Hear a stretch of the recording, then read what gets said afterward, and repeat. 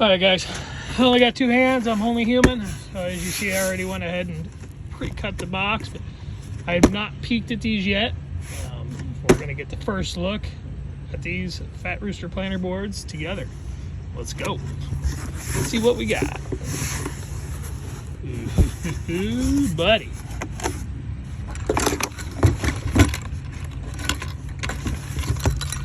There's one.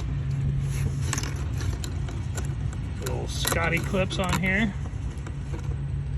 Yep, nice Scotties. So this is a green one. Nice Fat Rooster bait towel. Hell yeah. I always love my bait towels. What else we got here? And we've got the black Fat Roosters. So we've got a set of black and we got a set of green.